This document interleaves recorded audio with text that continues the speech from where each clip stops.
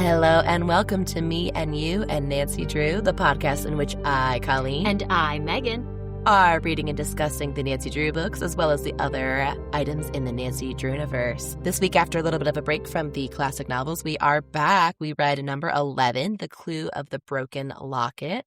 We read the 1965 revised version. What did you think in general? I enjoyed this one a lot. I thought there was a lot of good mystery and intrigue. Me too. Kept me at attention. I liked the artistic component. Ooh, yes. Yes, I'm excited to discuss that further in our different segments. As always, multiple mysteries, multiple coincidences. Yeah, overall, I really enjoyed this one, especially after having a break from the classic books and looking at some other, different pieces of media. It's nice to be back to the classics. Acrostic, abridgment creation regarding our summary to inform co-host. So this week, for our poem, we are doing an acrostic poem. An acrostic poem is where you have the letters of a word or multiple words written vertically, and each letter becomes either the first letter in a new word or a new line. And so we used that this week in order to summarize The Clue of the Broken Locket. Yes, indeed. So the letters we chose to guide us in our poetic journey are the letters of Broken Locket. So going down on the left side is kind of the visual medium. I might take a picture and put it on the Patreon. I'll have to rewrite it because I had a lot of scribbles. So we have Broken Locket going down, and then going across from that is our poem. Do you want to go first? Sure. I did my best. So the words... I know, this is hard and new. Yes. Broken Locket. What I have summarized is: brothers rent old kingly estate near lake. Orchestrate criminal kidnapping, even theft, via plagiarism. Oh, that's really, really good. Yeah, I can't wait to hear yours. Because this is our first time, I wasn't sure if we were doing one word or multiple words, and I think I forgot to text and coordinate this. That's okay. So I have multiple words per line. Oh, I love it. But I really like the one word per line because that's really, in an audio medium gets across that it's Broken Locket. So here's what I have. Broken jewelry rightfully sets Nancy on the path to keeping a couple's engagement intact. Nico's royalties saved! Exclamation point. Look, a doppelganger! Exclamation point. A captive or a willing confederate of the men, counterfeiting records, hunting for treasure, and kidnapping lost twins. Eventually, the mysteries merge. Two cousins reunite with kids and cash. I love it. I really liked the one word per line that you did, though. It was much more succinct because I kept getting like, okay, I've got 2 words, 3 words. Oh my God, now I have like 7 words per line. So it was kind of getting out of control rapidly. Yours definitely summarized the story a lot clearer. Well, it's because I had more words. Yes, that is true. I like how you represented all the different mysteries. I kind of revealed who the bad guys are and what they were up to. Yeah, there's a lot going on, though. Definitely. 30-second recap. Full disclosure, it's been like a week since I read this, so I think the 30-second recap's going to be trickier than usual. It's been a few days since I've read it, and I normally read it day of. So this is going to be interesting. I think you get to go first. So 30 seconds, starting in 3, 2, 1, go. Nancy, Bess, and George are at lunch, and they overhear a couple having kind of a fight about their engagement and about a lawsuit and about an iron bird, and they don't know what's going on with that. But then they are going to take care of a house that I think Carson has a key to, and they end up seeing that girl from the lunch there, except she doesn't recognize them. And oh my gosh, there's like doppelgangers, but it's not twins for once. But then later there are twins that are maybe bad guys. Maybe the bad guys are twins, or maybe they kidnapped some twins. And then there's counterfeiting of records and a lot of other stuff because I'm out of time. Very good. There's a lot that happened. I didn't get anything, man. I can't guarantee that I will be much better than you. Okay. All right. Okay. Ready? 3, 2, 1, go. Carson sends Nancy on a journey to go unlock a house for a girl who has a mystery. And everyone is scared because this house is on a lake, and the lake has a spooky boat that keeps showing up of these like people who are drowning, which was based on a historical event that happened. And they meet this girl, and she's having a fight with her boyfriend, who is like a up-and-coming superstar, and there's records issues, and there's like children in a house, and they're being abused, but maybe like not, and it's very confusing, and they find the treasure. Incredible. We didn't even talk about the Broken Locket. But between the two of us, I think we had almost no overlap except for the couple fighting, because there's so much in this book. Yes. Oh my gosh. There's multiple things going on. So there is a haunted boat on a lake. They call it an excursion, which assumedly is a boat that goes out on excursions that sunk on the lake, and a ghostly boat shows up every so often, and it's freaking everyone out and driving everyone from this very tourist area. They're off season anyway, so it's like not a huge deal yet, but it's going to be a big deal. That's like the very first mystery. And like the caretaker that was supposed to be taking care of the off-season cabin or house or whatever is too freaked out to continue, and I think he gets Carson involved. Yes, I believe it was like so. H. Winch, Henry Winch. Yes, and which is a great name. Carson is unable to go to Maryland to go unlock this house for some reason. I don't know. I honestly am not 100% sure how Carson is tied in all this, but everyone's too scared. So Nancy's like, I am the opposite of scared. I'm in fact excited, would love to go unlock this house and go check this out. Then, like you said during your 30-second recap, Nancy, Bess, and George on their way encounter this couple, and they're kind of nosy, and they're like listening, and they're like, ooh, what's happening with this drama? They almost drown together in a small lake, the girl and Nancy, Bess, and George. At lunch. They like all are on a pathway or a bridge at once, and it's rickety, and they break the pathway at the restaurant, and they could have sued because they all fell in the lake. Like they almost drowned, and we're not even at the cabin yet. We're just at this restaurant or whatever. Yes. And so then we find out that this girl is super cagey and not answering any questions and clearly has a bunch of secrets. But to be fair, she doesn't have to. She doesn't know Nancy from Eve. Correct. But, you know. Correct. And so they eventually end up just kind of inviting themselves to stay with her in the cabin. And eventually they wear her down until she reveals all her secrets, which include that her boyfriend/fiance, right? They are engaged. They're not getting married. And they see her again in the woods, but it's not her. Yes. And then it turns out she's the one that was going to rent the cabin. And that's why Nancy and her friends had to go get it all set up, ? Yeah. This girl's her name is Cecily. She has two major things going on. One, she is engaged to an up-and-coming superstar. And this is 1965, so it's definitely set up to be like almost like Elvis or like the Beatles, like super fangirls swarming him wherever he goes. Like they go to see him at a concert and he has to have like a getaway car ready to go because there's too many people trying to meet him at the stage and touch door. him and scream at him. Yeah. And so that's one of her secrets, is that she's involved with this like celebrity. They want to get married, but each of them has something stopping them. Nico, her fiance, is not getting all of the money that he is due from the royalties of the albums that he's selling. And he can't tell. Because everyone loves them, but he is not getting what money he should get. Yes, based on the number of sales. And so he's convinced that his record company is undercutting him or being shady. It ends up turning out that actually there's a whole plagiarism conspiracy going on where fake records of his are being sold. And that's why he's not getting any royalties, because they're not real ones through his record company. And they end up figuring that out. It was so cool. Probably more from this in Blast from the Past, but thinking about, I guess, old-timey pirating, right? Yes. Like, not old-timey. Yes, but like, we'll definitely go into that in Blast from the Past. This is not LimeWire. No. Her second secret, which is probably the bigger secret in terms of to Nancy and the overall plot of this book, is she has half of a locket that she was given like through her family, and in it, there's a note referencing this treasure in the Iron Bird. And half this locket she has, and it's from like her great-grandfather? Great-great-grandfather? I think that's right, but I was going to count on you for that, for family tree things. Yeah, I didn't do a family tree. I'm sorry. I think that's so valid. Well, there wasn't very many clues. No, and that's the thing. So it's either her great-grandfather, her great-great-grandfather. This is his locket, and he is writing this note, or the note in it is from his brother, and his brother has half the treasure and the other half of the locket, and it talks about how a family treasure is with the Iron Bird.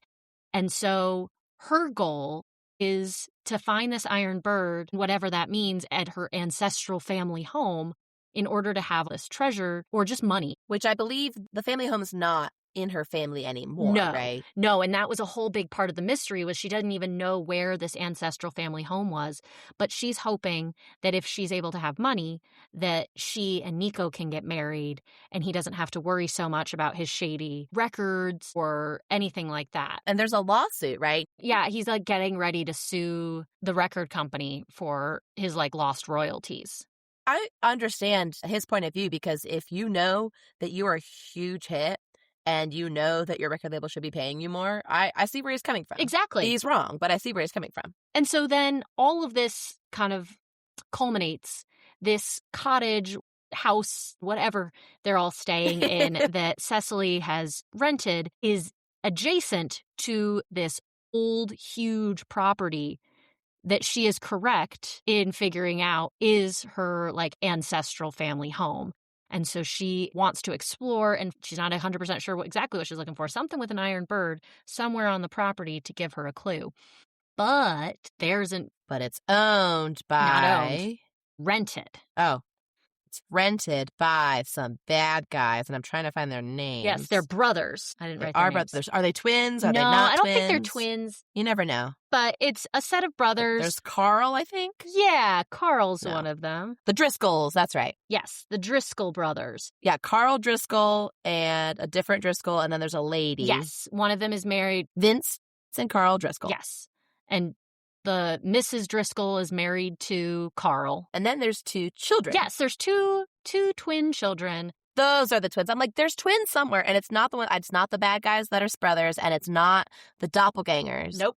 More on them later. Yes. It is the tiny children that we see very briefly and only when they're being abused. I feel like there was another one where Nancy saw, I think it was a teen child being abused, but she was like, I don't know if I should step in or not.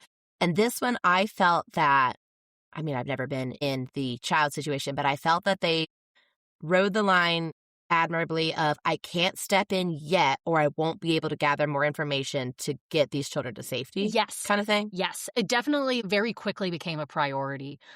Yes. Because originally... Like, Bess is barely able to hold back from just reaching in and grabbing the children because they are clearly being treated abominably. They are being told to practice acrobatic tricks because both brothers. Maybe both. Yeah. Are part of a circus and they want child performers. And so they're just like, you got to practice it. They're like 3 or 4 years old. Got to do this. You can't do fun things until you practice with me. There's at some point they're like tossing the children in the air, pretending not to catch them, which some kids enjoy, but only if they have a good level of trust with that adult, which they clearly do not. So these kids are like scared and crying at this treatment. And yeah, they keep seeing the kids being treated abominably. Yeah, being locked in rooms and things like that. Yeah, I forgot they're locked in. Yes. Yeah. And so along with all of this, Nancy keeps seeing a girl she thinks is Cecily, also like kind of prowling around the woods. Another bright red-haired woman. And so there's also that mystery. And she can't tell if she's with the Driscolls or enemy of the Driscolls. Exactly. Or maybe she's being held captive, or maybe this is a trick. At several points, she thinks it is Cecily. And since Cecily has not been super forthcoming at the beginning because she doesn't have to, because she doesn't know Nancy. Exactly. But like this girl is acting like she doesn't know Nancy. And she's like, wait, I literally rescued you from a pond earlier. It's a different girl, but. Yes. And I think those are pretty much like all the mysteries. And as usual, everything is interconnected. The Driscoll brothers are running a counterfeit record making scheme out of the basement of this house that they've rented. They only rented the house because of these twin children that they found, ? Yeah. While they were camping. The kids were in a whole camping setup with no adults, so they just like took them and took their like luggage, and the luggage had the name of this house on it. The children have never lived in the house because it turns out these two twin children are the children of the doppelganger of Cecily, the other red-haired woman, who it turns out is named Susan. Susan is Cecily's cousin. She is the great-grandchild of the other brother. Yes, and has the other half of the locket, and thus former access to the other half of the treasure. And what ended up happening is Susan and her husband were camping with their children, and got hit by a car. And the husband died, and she was like in a coma. And whoever saved them or brought them to the hospital didn't realize there were children still in They were like the tent. far enough away from the tent that Yes. somehow they didn't go and check for loose children. And Susan had like lost her memory as well. Yes. And so she had recovered this memory and was like, oh my God, where are my kids? Yes. So she's trying to find them. And she's tracked them down to the Driscolls and is trying to figure out how to get in to get her children. The name of the place, by the way, is Pudding Stone Lodge, which is adorable. Lodge, yes. Doesn't seem like a good sturdy stone if it's comparable to pudding, but well, I did look up why it's called pudding stone. It has to do with British pudding having lots of like texture in it. Think of like a fruit pudding. And so it's got lots of different shaped either fruits or things all over it or in like it. A fruitcake. Yes, exactly. And so pudding stone is where you have lots of different shaped stones all kind of together in mortar. And so it's... That's cool. Yeah. So this is a phrase outside of this lodge. Yes. And so... That's so cool. Yeah. They end up finding the iron bird. They figure out how Nico's records are being counterfeited. We've had counterfeiting before, but it was money, so I like the difference. Yeah, different counterfeiting. Yeah, and really then branch out a it little ends up turning out that this ghost boat that sinks sometimes on the river is like the least of protection. It's just to get people to stay away so that it's quiet so they can record their counterfeit. Yeah, the only records. thing that does is gets Nancy there, right? Yes. And it's scaring people away, and it's so scary that Carson's informed and he sends Nancy on the case because she ain't scared of no ghost. But yeah, that's not even like relevant to solving it. That was just a distraction. Yep. It was just the way to get Nancy there. And really the mystery is what is the treasure talked about in the Broken Locket, which they do end up finding And where? And where is it? They find the iron bird like in the yard. I loved the attempt at fakery from the brothers though, because they found out that I think Bess or George spills that they're looking for an iron bird. And so one of the brothers goes and buys something from the town where somebody makes ironworks and is like, okay, iron bird, let me get a fake one so that they'll find that and then they'll be done and then they'll leave us alone. Like, that was clever. It was. They find the iron bird. They find the clue that says it's just in the cabinet. They don't find any treasure in the cabinet, but they end up finding a wall that has been changed, and it is the original cabinets from the kitchen, and they end up finding the treasure. And Susan gets with her kids, and the bad guys get arrested for kidnapping some kids and doing a counterfeit. Yep. Cliffhanger! In this segment, we look at our favorite cliffhanger from the end of or middle of one of the chapters. Nancy Drew books are famous for their cliffhanger endings of chapters to get you to keep reading. It was actually, as we learned in the history episode, a requirement of the ghostwriters of the Nancy Drew books that every chapter should end on a cliffhanger so that the readers want to continue reading. And it works. It works. It works. Colleen, what was your favorite cliffhanger? I've got two, if that's all right. Of course. Okay. The end of chapter 19. The cliffhanger itself, I could take or leave, but I knew that there were only 20 chapters and there was still so much going on and so much danger. So they're looking for the treasure and Susan's tied up and gagged in the basement. Nancy, Bess, and George have been forced roughly down the cellar stairs through the passage into the beach house and then they get locked away. And Carl rasps, "You girls will never see daylight again." Oh, no. And it's like, we have 10 pages left, man. How are we going to wrap this up? And they did, but it was, quite rapid. But yeah, there were actually 9 pages left of this. I was like, oh my gosh, we are still at this level of cliffhanger territory. That's crazy to me. It was crazy. It was down to the wire here. And I feel like a lot of the books tend to go that way, where you're just like, how are they going to wrap this up? Sometimes they do a really good job of wrapping it up. Sometimes it leaves something to be desired. Sometimes it is a little rushed. Yeah. But there's just so many loose ends to tie up. Yeah. I feel like at least there's usually 2 chapters, but maybe not. Maybe I'm misremembering. And then my other favorite was actually in the middle of page 3. It wasn't really the end of a chapter, but I was like, all right, I'm in. So this is Carson is kind of starting to explain what our mystery is going to be and tells Nancy what's going on. The attorney reached into his pocket and brought out a plain piece of paper. He handed it to Nancy. The note read, "Hire somebody else. I'm scared." Like, yeah, that's enough. I love it. I want to, No details, just like. Got to keep reading. Yeah, it was great. I love All it. right, what did you like? I had written down multiple ones, but I just went through, and my favorite of the ones I wrote down was probably the end of chapter 15, because there were a lot of really good cliffhangers. There was a lot of danger, a lot of implied danger, but the end of chapter 15 is after Nancy, Bess, George, Cecily, I think, and the boys, Ned, Bert, Yeah, Ned, Bert, and Dave show up in this. yes, they all go to Nico's concert and watch him perform and have a great time. And since they're all, with the band or whatever, they VIPs. get to go backstage and leave with him. And we were kind of referencing this before, like he's getting mobbed by all sorts of people. So they have 2 cars waiting. Nancy and Nico get into the first one and everyone else gets into the second one. Which is a wild split, but okay. Yeah, for real. There's 4 girls and 4 boys. Yep. So 2 and 6 is where they end up. Perfect. And while they're driving, Nancy and Nico are kind of chit-chatting, and that is when they're being driven. They're being driven by a driver away from all the crowds. Nancy realizes that something is a little bit like he should be turning left. He's going straight. They say, "Hey, this isn't the way to the hotel." And he's like, "I know where I'm going." Nancy senses go off, and Is that like a spidey sense? Yep. And she's got her intuition in this book is on point, which we'll talk about more. It's phenomenal. But that's when she leans into Nico and is like, "Nico, I think we're getting kidnapped." And what I especially loved about this cliffhanger is, 1, I wasn't expecting that. And 2, oh yeah, I wasn't sure why they were being kidnapped. Was it because of the mystery? Yes. Is it a crazed fan obsessed with Nico? Because we've seen people. He had a lot of crazy fans. Yeah. So I was like, is Nancy accidentally getting kidnapped because she's with Nico, or is Nico accidentally getting kidnapped because he's with Nancy? And so that made me... Exactly. That's why they're split. It's the 2 most important people in that car and then everybody else in the other car. Yes. And, so of course I was like, oh my God, I gotta know what happens next. They end up getting to a red light and they're like, okay, 3, 2, 1, jump out of the car and run opposite directions.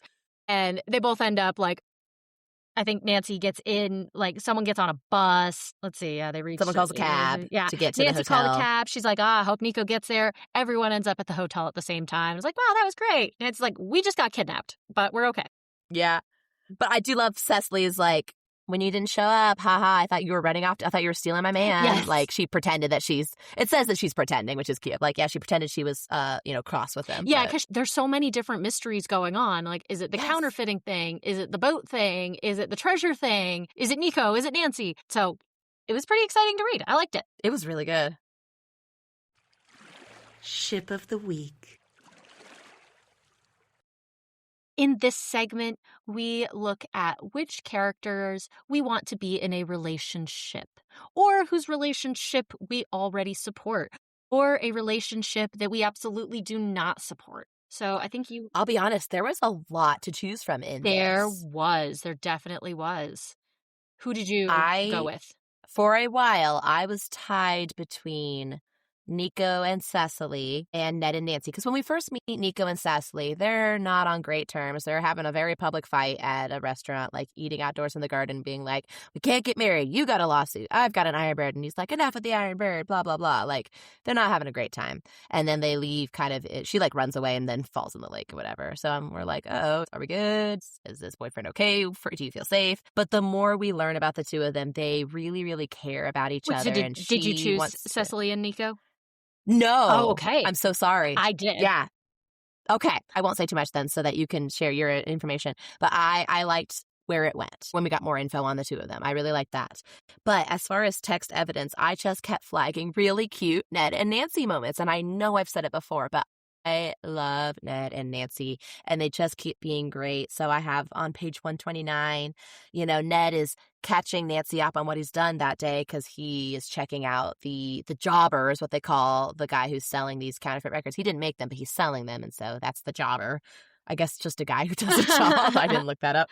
And then he figures out that he is the driver of the car that kidnapped Nancy and Nico. He also overheard a phone call of this guy and picks up another clue and blah, blah, blah.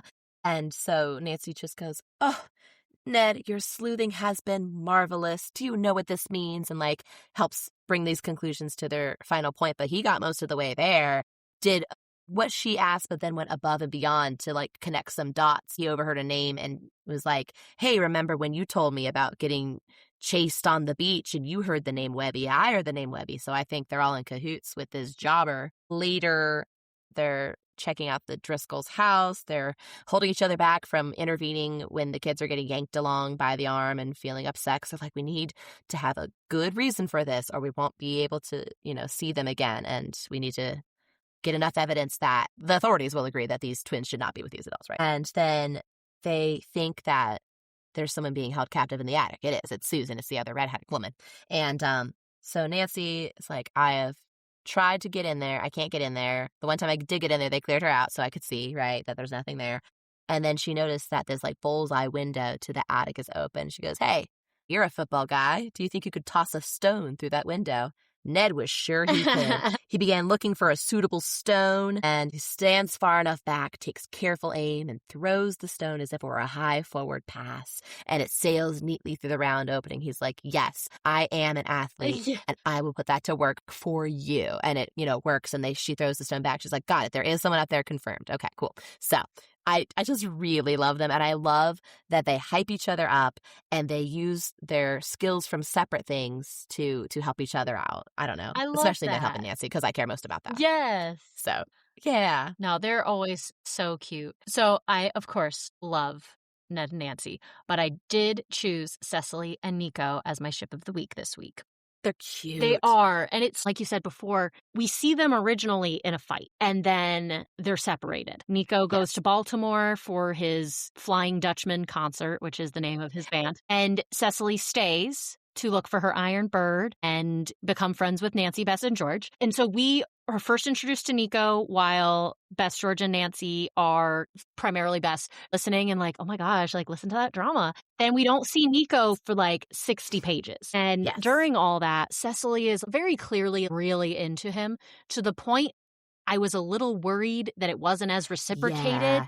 Yes, because we didn't see him. And she's like, I need to check in with him. He doesn't know where I am. I haven't heard from him. Maybe I should drive to the bus station and go meet him. Exactly. And so she from him. keeps trying to call him and the calls aren't going through. Honestly, for the first half of the novel, I did not write them down because I was convinced that like he's an up and coming celebrity. She's just like, this girl. I was worried that he was only into her because maybe she had treasure. Yes. And she's like an anxious mess for most of the novel because... Now, to be clear, she does have reason to be, but we don't know that. 100%. Right, we don't know all of it. She is very on edge. She is very anxious. Her like relationship, the last interaction she had with her fiance was this big fight and she can't get in contact with him. And so finally, after days of trying to contact him, she's like, that's it. I'm just going to Baltimore. And she takes a bus, leaves for the day. And that is, of course, the day Nancy gets a knock on the cottage door. The cottage has been trashed while they were gone. Oh, yeah. Always an intimidation happening. And so she's like... I don't think they had anything for them to find, right? No, it's not like they were looking for literally just came in and trashed it just to be like, yeah, we can get here. Yeah, we can be in your house. Just to be rude. And it turns out, of course, it's the Driscoll brothers next door. Obviously. Trying to get them too scared or upset to keep investigating and just leave them the alone. ghost thing isn't working. So they can continue to have these twins that they found in the woods and counterfeit their records. You can't have those. No. You can't just have loose children. No, but then there's a knock on the door. Nancy opens it, and it is Nico here to surprise Cecily.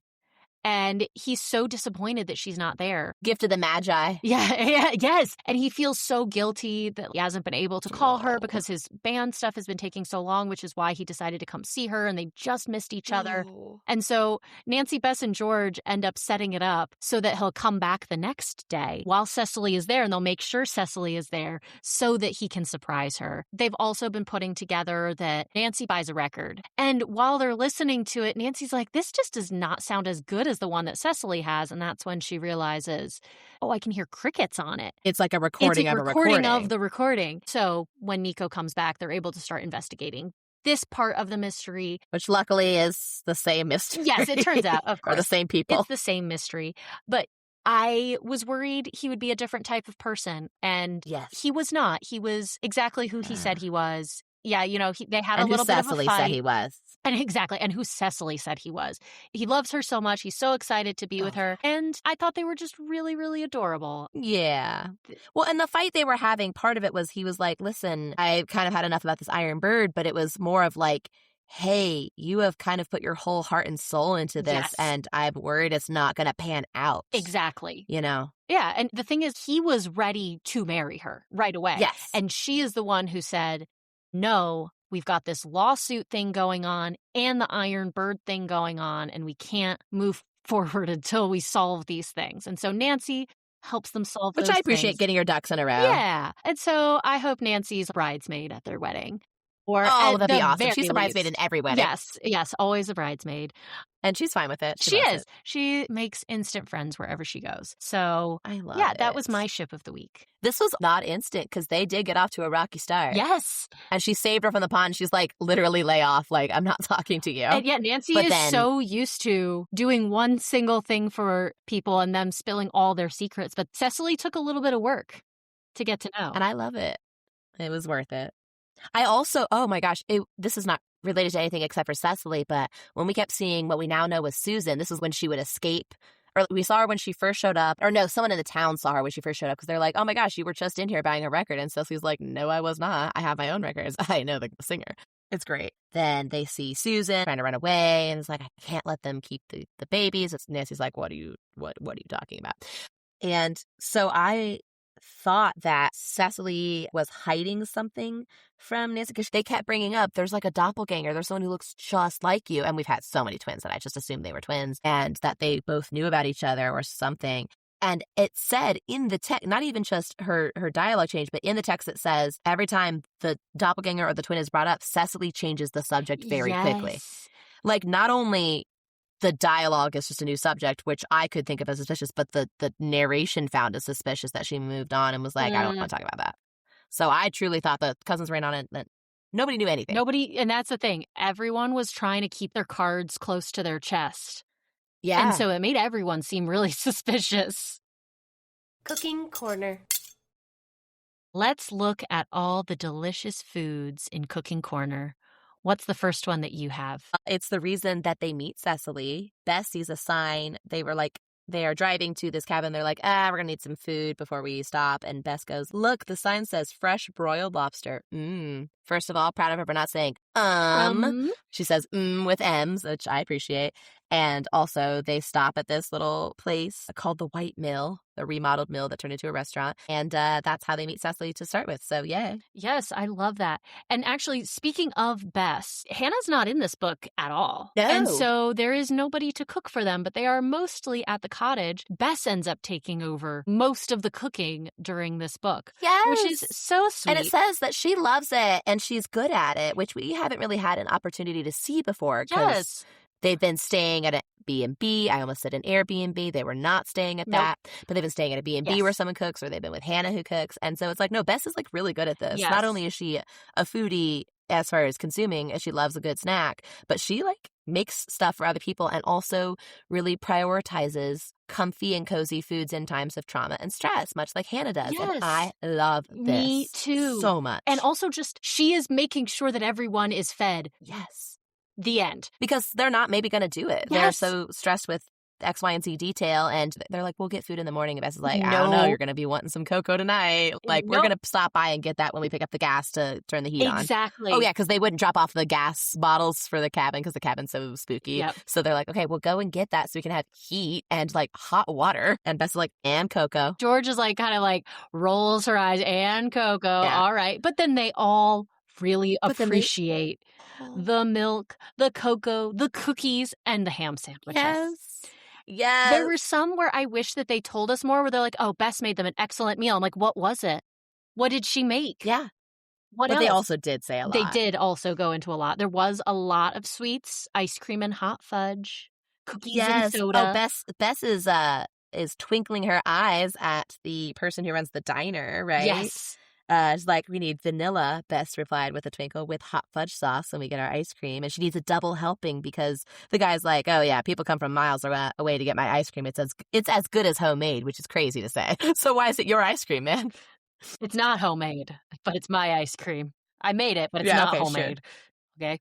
Okay, I don't know what that means, man. But yes, lots of good desserts. Yes. Yes. Pecan pie.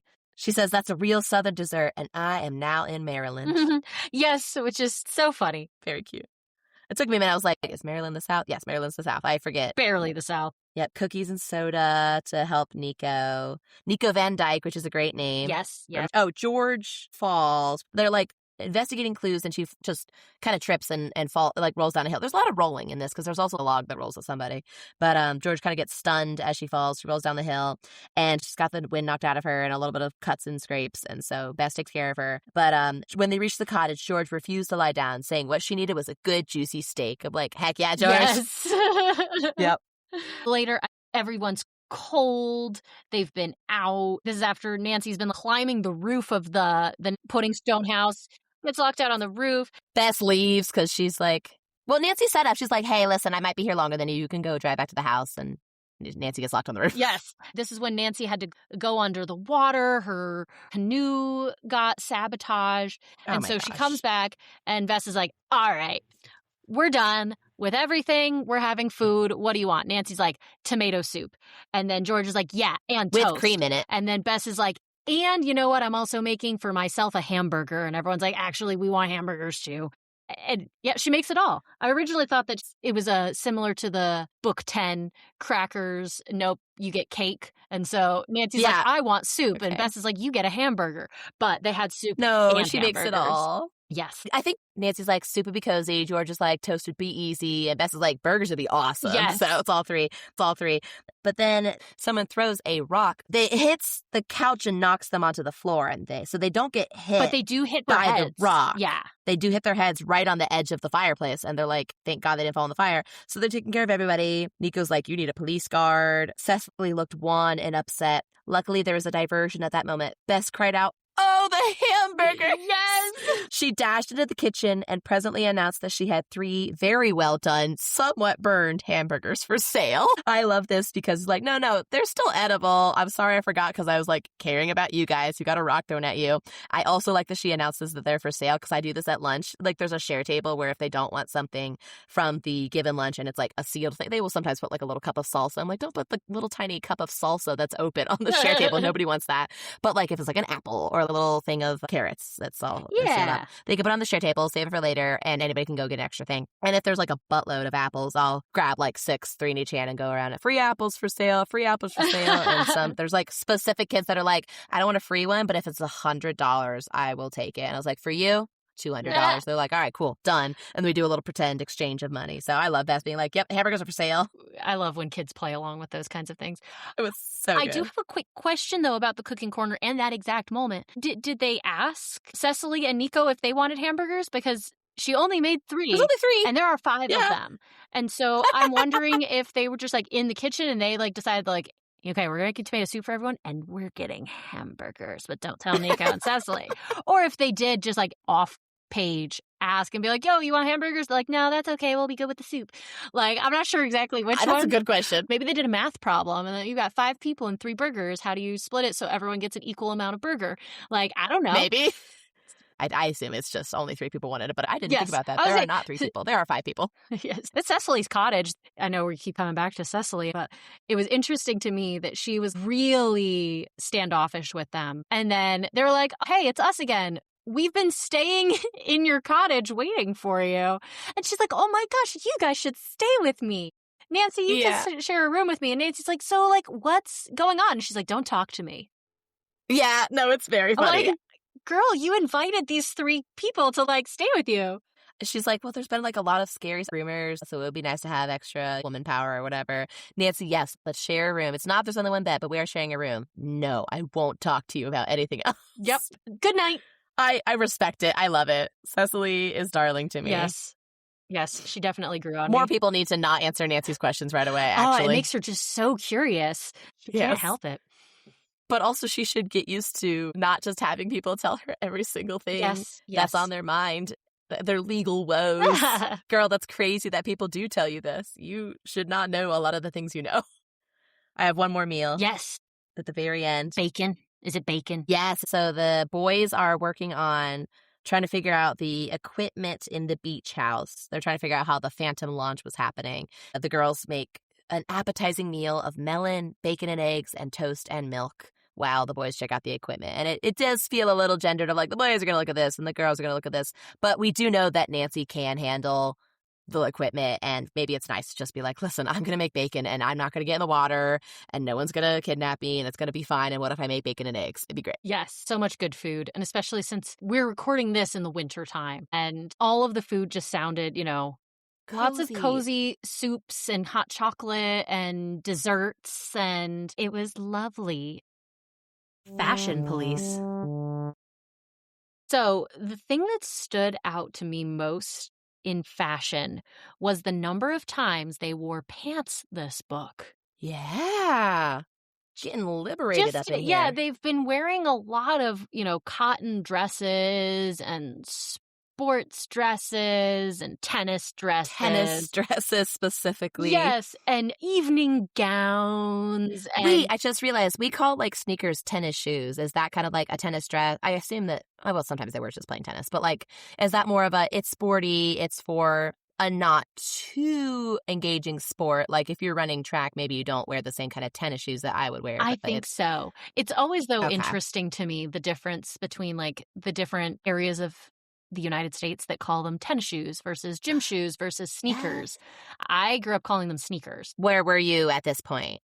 You've lived a lot of places. That's the thing. I've lived in lots of different places. My parents are from the East Coast, though. So a lot of like Okay. my word choices come from the East Coast, but I was also born in California and spent my early childhood there. And In Japan also. and Japan. That was even earlier childhood.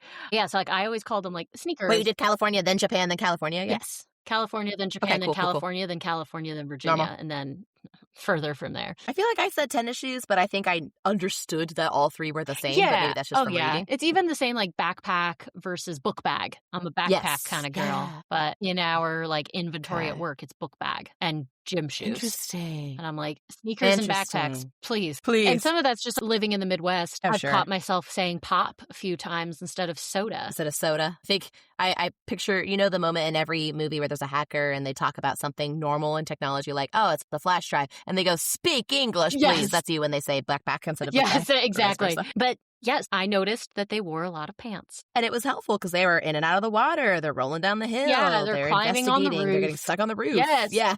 And so they had also a lot of outfit changes throughout this. A lot of, That's because they kept getting dunked in the water. yes, getting wet, getting dirty, getting dusty. Ripped up Yep, getting ripped up. the clothes. Not, I guess them also. They had little cuts Mhm. and scrapes. So Nancy changed into slacks and a sweater at one point. They all changed into hiking clothes.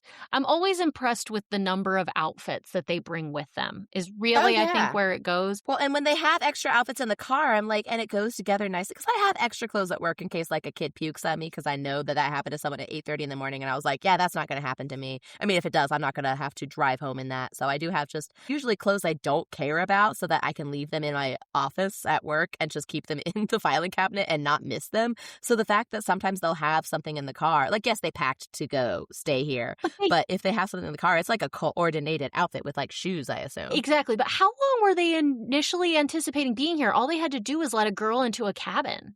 Wow, that's a good point. And so I And was. how long of a drive? It's like a full day drive, right? Yeah, Like 'cause- it's not an overnight drive, but it's a long day. Didn't we determine that she lives somewhere in the Midwest?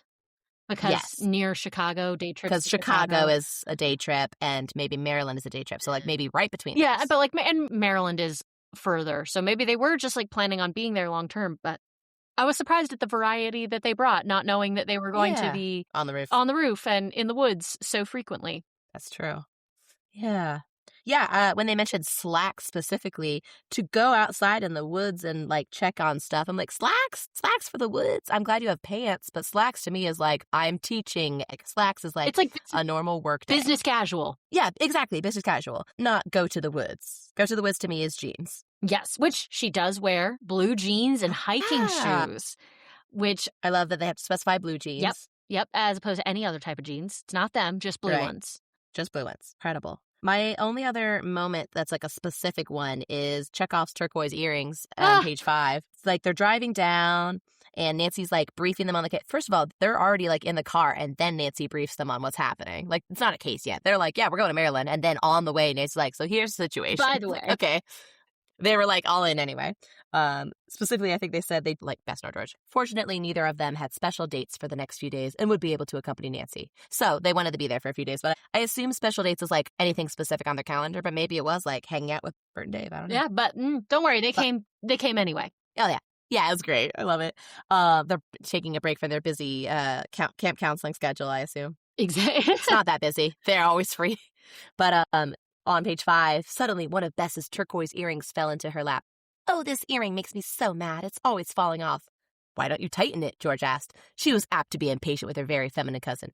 Bess adjusted the screw and slipped the earring back on, and then later it does fall off. She loses it at the restaurant, and she claps a hand to her ear. My earring, it's gone again. She declares she knew exactly where it had fallen off, which is like, if you know that, then why don't you get it when you're there?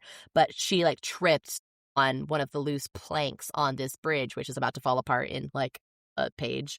And her earring does fall in the water. So Nancy's like, all right, George, hold my feet. I'm going to reach down. Okay. And then they get the earring, and Cecily's running away from her fight. And then the combined weight of everybody breaks the bridge and everyone tumbles into the water. But I love that like the earring that I was like, okay, that's going to come back later. It comes back 2 pages later. I was like, okay, I don't have to hold on to that anymore. Also was like Chekhov's earring. All right, this is going to become important.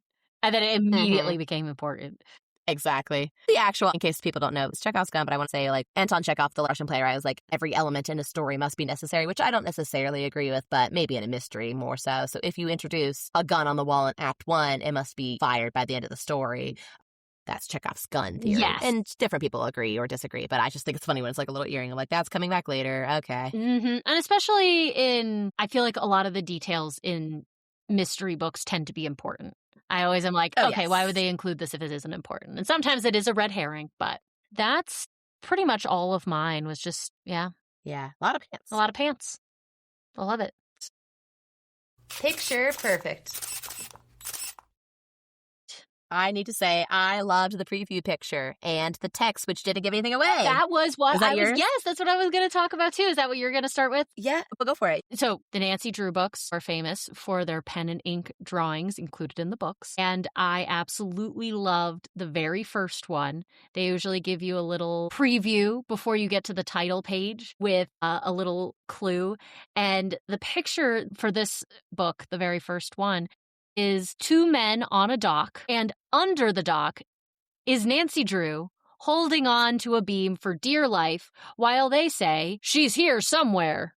Dangling for her life. Like, I will say, my personal arm strength, if I'm holding on to this, there's not a way back up. Nope. I'm going into the water afterwards. Also, I cannot tell you how long. I will be there for maybe 10, 15 seconds. I don't know how much longer. Oh, not very long. Yeah, same.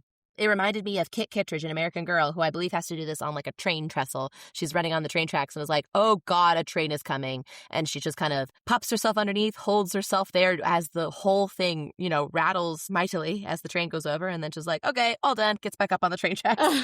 It's stressful. I imagine a huge physical toll to take. At that time, I believe she is like, I can't hold it anymore if they keep staying here. She resigns herself to just trying to hold her breath in the water as long as she can. Yep. But then they leave just in time, which is great.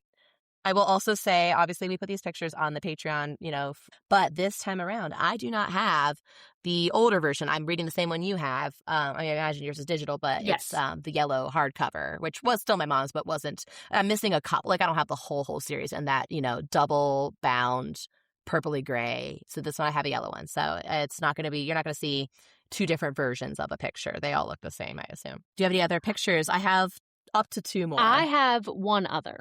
And it's not necessarily the picture that I wanted to talk about. This is on page 16. It is when Nancy, Bess, and George go out and see the mysterious girl. Yes. Who at this point is Susan, I think it's Cecily, because it's very early on and they just saw her at the mill and they all fell into the river together. So they think that's her, but it turns out it's Susan and she runs away from them. In my book, there's always a little quote under. It says, "That mysterious girl again," Nancy gasped. And then right under that is the actual quote in the book, which is Nancy gave a gasp of surprise. That mysterious girl again. So for my copy, it's got my question, I guess, is why slightly different? Because it goes from that mysterious girl again, yes. Nancy gasped, to Nancy gave a gasp of surprise. That mysterious girl again. Interesting. Especially with it immediately juxtaposed. Yeah, mine's the top of the next page, so it's not immediately underneath because I'm not scrolling. But yeah, that is very, very and odd. I'll take a screenshot of it so that we can... Yes, please do. So you can see how clearly they are right next to each other and not the same. That is a great question, because sometimes I could see it being, okay, there's like a paragraph in the actual dialogue. I'm going to summarize it into a pithy little quote for the... It's about the same length. There's no reason to change this. I love it's near the end. It's one of those 2-page spread ones, or almost a 2-page spread. It's like half of one page and 3/4 of another page, and I'll have a picture of that as well. But it's the stone being thrown back out of the window after Ned throws it in. First of all, one of the boys, the one you see in the most detail, is wearing like a suit coat on the beach. Very funny to me.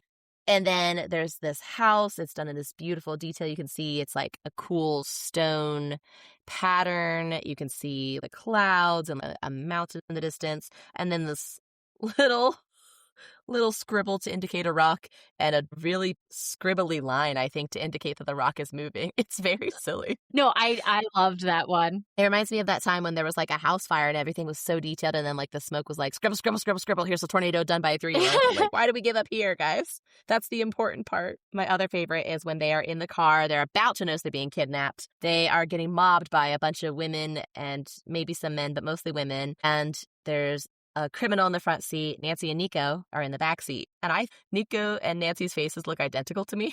Their faces are exactly the same, just different hair. They're exactly the same. Yep. I just think it's very funny. I'm like, I've done a lot of faces outside the car. One face inside is enough. Yes. Just do it twice. Yeah. They're only the 2 most important characters, hence they get their own car. Blast from the past. So in this segment, we talk about anything and everything from the past, whether it is interesting or mildly offensive or hasn't aged well, anything that falls into those categories. I feel like most of them this time around were just interesting and cool, which is great. Yes. I didn't really come across anything that I thought hadn't aged well.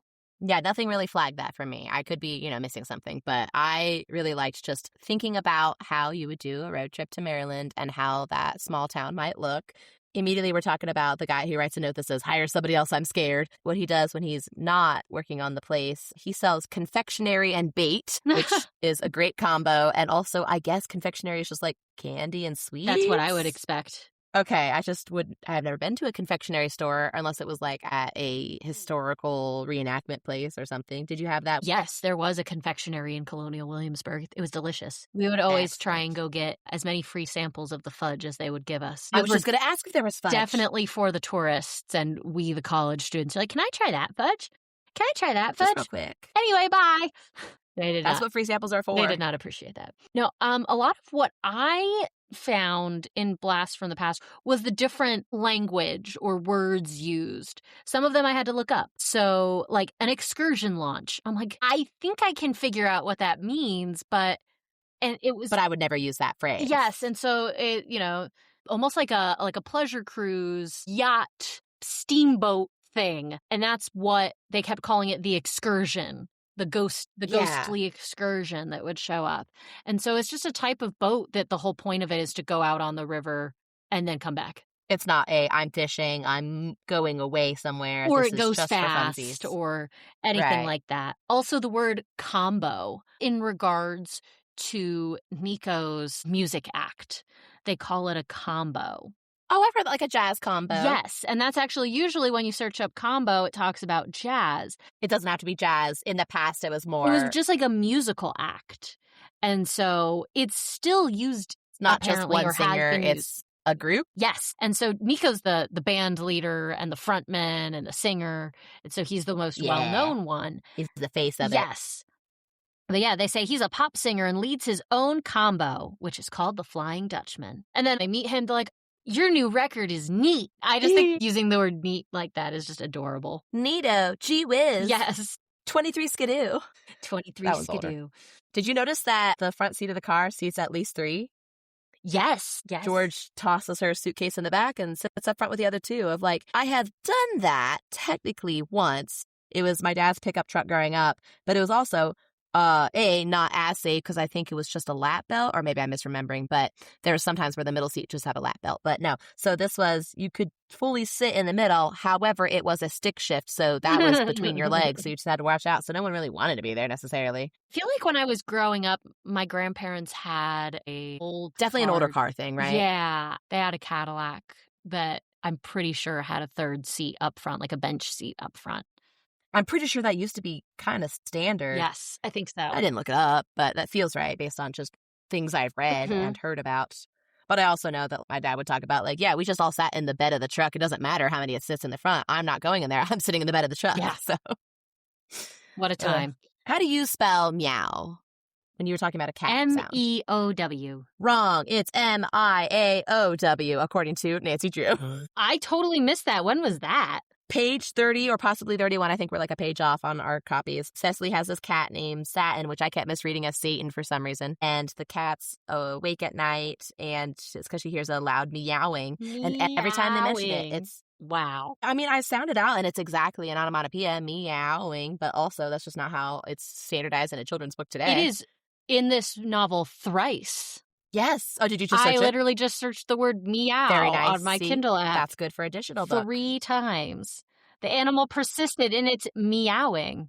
She had been awakened by the meowing cat. It gets it across. I know exactly what it means, but it's just not how I would do it. Yeah, no, I didn't even notice that. It just read right over it. I was like, hold on a minute. That cat is not talking correctly. I loved them calling the iron worker that they go to visit the ironmonger. Yes. Like a fishmonger. Usually one only mongers fish, yes, cheese, or war. Yes. But we can monger lots of things. We can monger iron as well. Yes. Not enough people are mongers or call themselves as such nowadays. I think we need to... Can we bring back monger? Yeah. What is a monger? This is going to be my new political stance. More mongering. It's just like making, it right? means Or like making trader. Initially, it wasn't... So you don't... I guess you don't have to make the fish when you're a fishmonger. Yeah. So it's whoever's trading. But it can also mean a person who attempts to stir up or spread something that is usually petty or discreditable. Rumor monger, warmonger. Is there a gossip monger? Probably.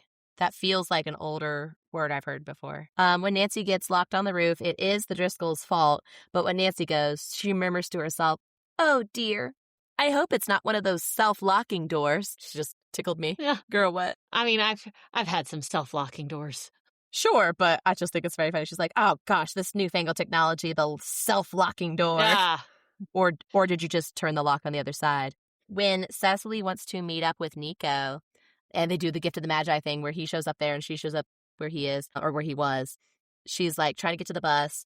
She consulted her watch and discovered that it would be nip and tuck as to whether she could make the bus in time. Ooh. Nancy agreed to try. They're like right under the wire, like they're barely going to make it, but let's try it. Again, you know what it means, but I've just never heard that. Yes, I do enjoy getting to exercise my context clue skills while reading these books. Haven't done that in a bit, because usually we kind of know the words by now. Yeah, by this point, I read quite a bit.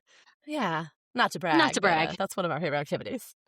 Did you like how when they introduced the boys and who goes with who, Ned Nickerson had been a friend of Nancy's for some time. Bert Eddleton dated George, and Dave Evans was Bess's favorite escort. I feel like I wrote that down somewhere, and I was like, why? I know it means he's escorting her somewhere, but I would think that that noun has a slightly less, quote, innocent, unquote, meaning nowadays. Yes, I agree. But it was interesting that only one of them is implied to be dating, and the other ones are just like friends just hang out. Or buddies. Well, you know, I have my theory that George and Bert are each other's, like, maybe beards, and they just kind of hang out. They're like, I enjoy your company, but I'm not really into you. I'm not really into women, and I'm not really into men, so let's just hang out. No, I love that fan reading. Headcanon. Cute. When Cecily wants to call Nico, she wants to call him later in the evening, so they go into town and they just look for a store or a business that is open to use their phone. There is no specific... Yes, because there's not one at the cabin. Yes, there's not one at the cabin, and not necessarily like a public phone box or anything like that. Yes, I was thinking about a phone booth or anything, but no, they're just like, can we go to the diner? Can we go to the ironmonger? And so just those kinds of things that you don't I didn't think about that. I did not flag that. I have a couple more little phrases. Yes, tell me. when they get the bottled gas delivered to the cabin, they're like, oh my God, thank goodness we have hot water. And Bess goes, me for a relaxing bath.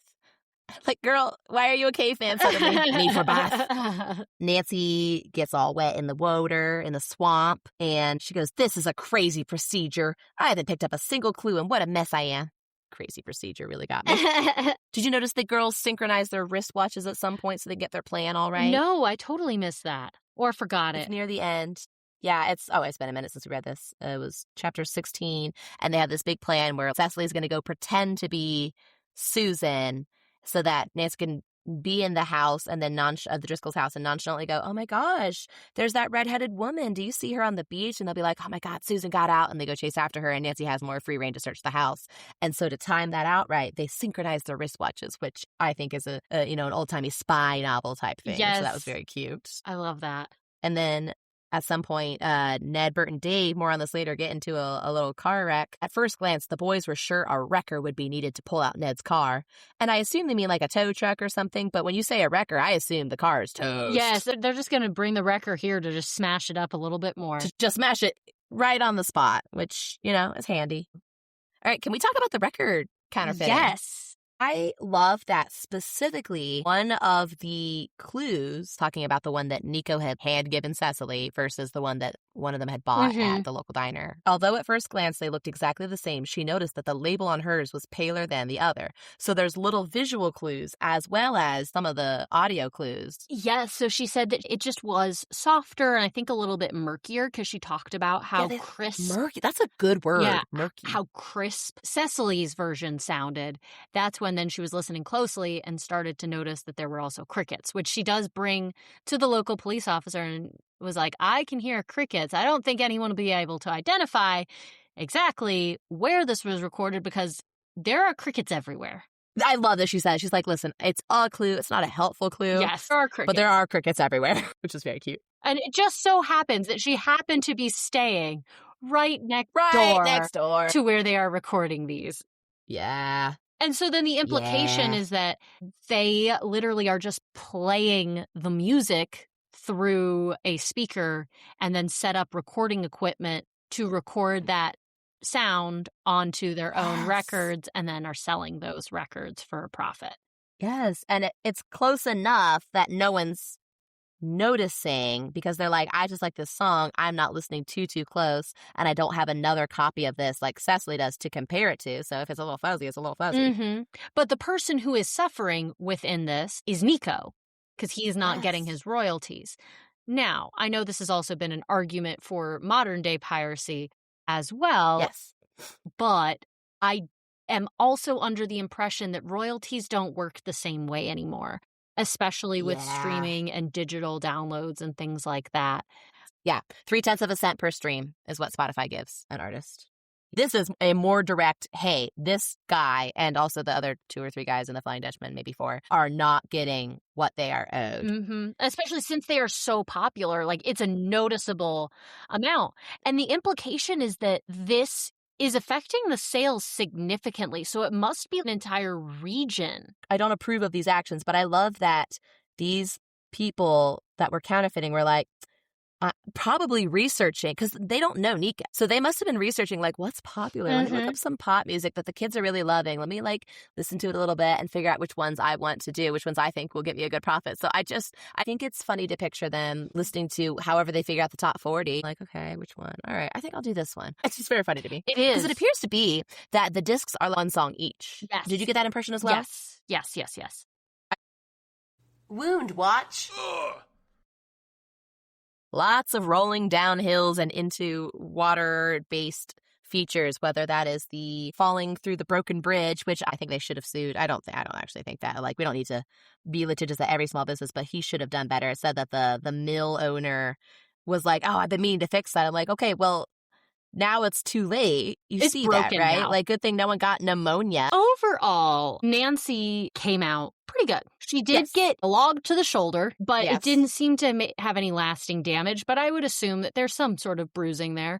That was when she discovered Cecily unconscious on the pudding stone property after Cecily had been exploring. She found her unconscious. She's like, hey, Cecily, you okay? Wake up. And she looks up, and then there's like a giant log coming straight for them. And she drags Cecily out of the way and gets hit in the shoulder. It's very Indiana Jones coded. Yes, definitely.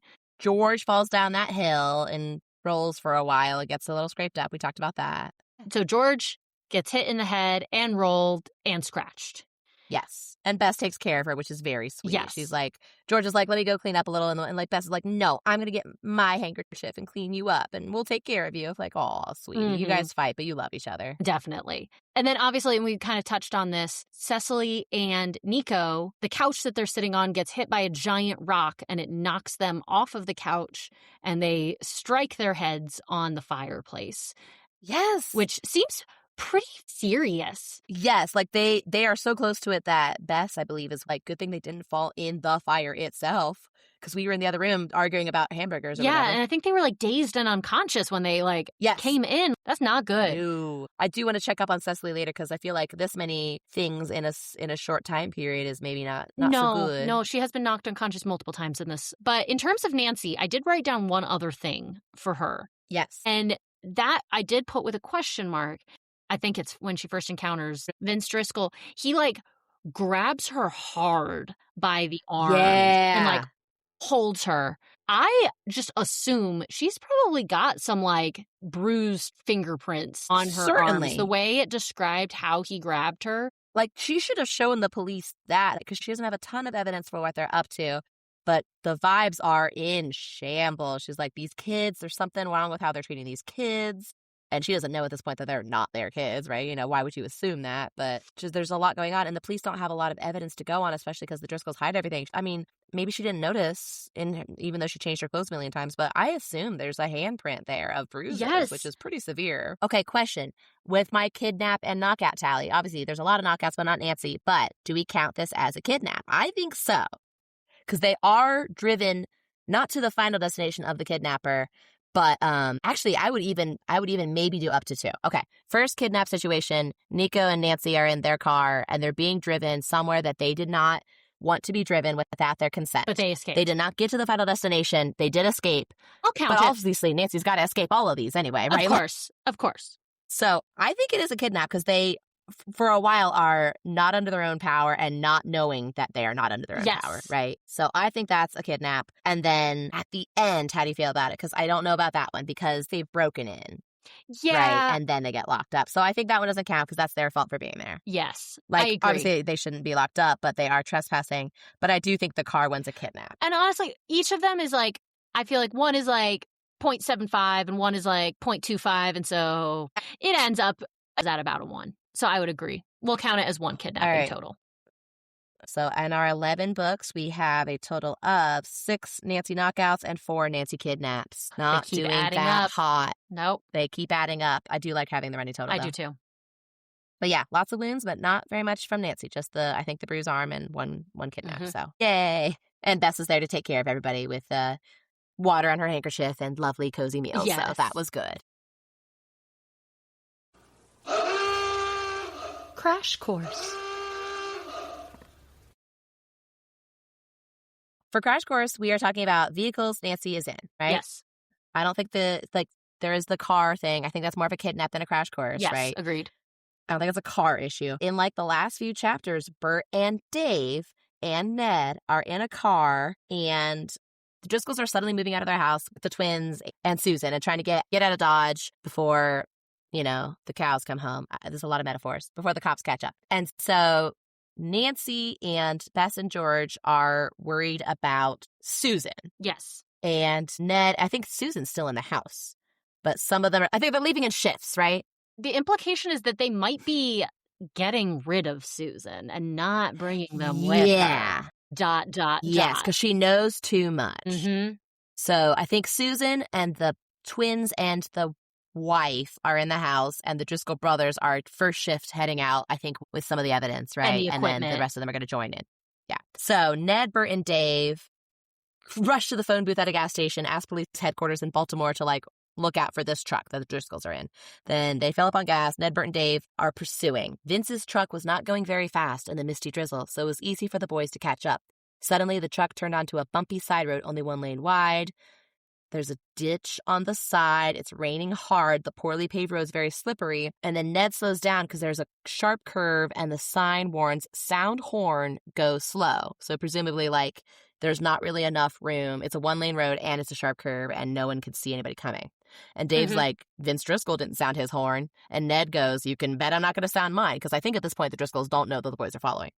He had driven only a short distance beyond the curve when the trio saw the truck turning around in a widened place in the road. It started forward straight for the boys. So I'll be honest, I was reading really fast last time. I thought it was just another... This is the Driscolls trying to ram the boys. They do know that they're following, and they're using this dangerous place to their advantage. That guy's not going to stop, Ned exclaimed and began to back up. He negotiated the curve successfully, but had to go so slowly that the truck overtook them. It hugged the inside of the road and squeezed the boy's car toward the deep ditch. Ned's car skidded and swerved to the edge. He applied the brake, but it was hopeless. The next moment, the car dropped backward and crashed into the ditch. And eventually the boys they're like, we need a wrecker to get this car out. We're going to have to walk back. And then they do actually work together and heave-ho it out of the ditch, and they're fine. They go right back to the gas station, and the attendant's like, why are you so muddy? What's happening? You were also just here. And he's like, gonna need your phone again. Yep. So that must have been very funny for that guy. But it's not Nancy. It is the protagonist. What's our thought process? We haven't had that before. We've had, like, for example, Susan was talking about being in a car crash, and that was years and years ago. So that obviously does not count. We've had some where, like, somebody's car runs off the road and explodes at the bottom of a cliff, and that was the bad guy. So that does not count. Are we counting protagonists? I don't or think just so. Nancy? I think just Nancy. Okay. Sorry for reading that whole thing, but it was just like so dramatic. Worth bringing up during Crash Course, but during the actual tallies, I don't think it counts. Okay. Is where I stand. Like, yeah, this is a very dramatic thing, but this is not going in our tallies. I think that makes total sense, but it was so dramatic, and it was right near the end. And meanwhile, like, the girls are trying to make sure Susan's alive, and can we rescue her? And Cecily's like, I think she's related to me. I do not know, but, like, either way, we got to get her out of here. Oh, and Nancy's like wondering to transition over to the boys mid-chapter. Nancy goes, I wonder how the boys are making out, which I know means how they're faring, but it was very funny. And then that's our, like, meanwhile. Yes, meanwhile, back at the ranch. Exactly. Now, we are counting boat accidents, correct? Right! Nancy does sink in, like, the canoe just sinks out from underneath her. Because it got sabotaged, right? Sabotaged, so we do have something to add to Crash Course. She has another boat accident. This one is sabotage. I missed that. And it's not as fast or dramatic because she realizes it pretty much immediately, but she's already in the middle. But that is one of the many ways that she gets soaking wet. Soggy. That's such a good point. Thank you. Oh my gosh, I was so focused on this dramatic situation, and apparently not focused enough because I didn't realize it was an intentional ramming. I was just like, oh my God, you got to honk your horn. Oh my gosh. But yeah, no, the canoe got sabotaged. So all of that to be said, we do have something to add to Crash Course. It is just not Ned's crash. That's on me. Thank you so much for catching that. All right, so for Nancy's vehicles, 11 books. For other vehicle issues, so far it's just boats, but we'll find out. We have 5. And car issues, we have 16. Oh my gosh. Nancy. Yeah. Stop driving. This is why we added the segment. Yep. Oh my God. Sick burn. All right. Did you have a sick burn? I remembered and then forgot. That's so valid. I know that we had talked about it in, I think, book 9, and then we did, like, the history episode and the game episode, which we had recorded much earlier. So it's, as needed segment. But I did have 2 contenders. One is similar to before, where Nancy goes and rescues an unconscious Cecily, and then they get back, and Bess and George are awake because of the meowing cat. Meow. And are frantic over the missing girls. And Bess goes, what on earth happened? You both look awful. I love that. Which is, I'm so worried about you. You look like crap, though. Like, what's going on? Why isn't your hair done? Straight to the point. Exactly. And then at the very beginning, they're in the car. Nancy's caught them up on why they're going to Misty Lake. And as they came closer to their destination, 3 began to do a lot of guessing about Mr. Winch and Cecily Curtis. Finally, George declared that their theories probably were 100% wrong. I'm like, you were part of this. You were part of the thing. You're like, actually, no. Nah, you guys suck at this. I don't know. They're not as good as in book 9 where they, like, are actively insulting each other in the dialogue on purpose, but I thought I'd bring them up just in case. I love that. Drew's Clues. In this segment, we learn a little bit more about who Nancy is as a person, not just the protagonist of our story. I loved, again, this is in the first chapter. You know how they always introduce Nancy likes mysteries, blah, blah, blah. Did you catch the phrasing this No, time? besides her very handsome father. Oh, yeah, they're always on the handsome father. I agree, but like, Nancy, are you narrating this? Come on. No. Bess had often remarked that Nancy was like honey with the mystery bees swarming around her all the time. Wait, I love that. She often says this? That's crazy. What did you find? Oh, so when they met Cecily and she's staring at the house, Nancy's noticing her frown, that her dad said that Cecily has an interesting story. Instead of interrogating her, Nancy just decides to wait and see what Cecily says. And I think that's one of the things I noticed just in this book in general. Nancy's usually asking kind of like nosy questions or, even in the games, just some very invasive questions. And instead of doing that, very invasive questions, she just waits. Yes. It's a couple pages earlier. Nancy, Bess, and George had agreed tacitly not to mention having overheard Cecily and her fiancé talking. If she felt like telling them, however, they would be interested listeners! ! I like that. I think it's a good strategy and maybe a newer strategy because she's usually right to the point and she's just like, no, the vibe is she doesn't want to talk to us. Yep. So we'll let her not talk to us. Nancy has some thoughts on child rearing. Specifically, she is good at noticing when, that's not a good way to treat children. But specifically, when Vince is trying to teach the twins to perform and makes them practice over and over, and Mrs. Driscoll's like, oh, you know how children are. They'd rather just play. Nancy made no comment. She felt that 3 years of age was pretty young for children to be handled in such a manner. She's like, it is actually developmentally appropriate for them to only want to play, and actually that's good for them, so lay off. Yes. And I know we kind of also talked about this earlier, but she really did toe the line between noticing, it wasn't overt child abuse. Correct. It was implied the children were clearly uncomfortable and upset. At this point, Right. Nancy thinks this is the child's mother. It's not. But, when do you, as not the mother of the children, speak up about something like this? And she just makes sure she gathers all the information and makes sure it gets handled. Yes. I love that they have signals in place already, the girls. Nancy's like, okay, you two go do this. If Susan is with the children and Mrs. Driscoll, George, give the owl signal whistle we use sometimes. I noticed that too. We haven't seen that, but that's just behind the scenes. They've been getting this ready. Yes, I love that. I also did want to go back to the very first picture in the book where Nancy is hanging under the dock. She has impressive upper body strength. Oh my God. Because she does hang there for quite a significant amount of time. Like multiple minutes at a time, which I would not doesn't just even get drop 2 minutes. into the water when she's done. Yeah. Pulls herself back up. Yes, I am impressed. That would never happen on my end. I liked Bess being a chef. We get to see her show off her skills. And then also when Nico and Cecily just miss each other, so they set it up so that Nico comes by the following night.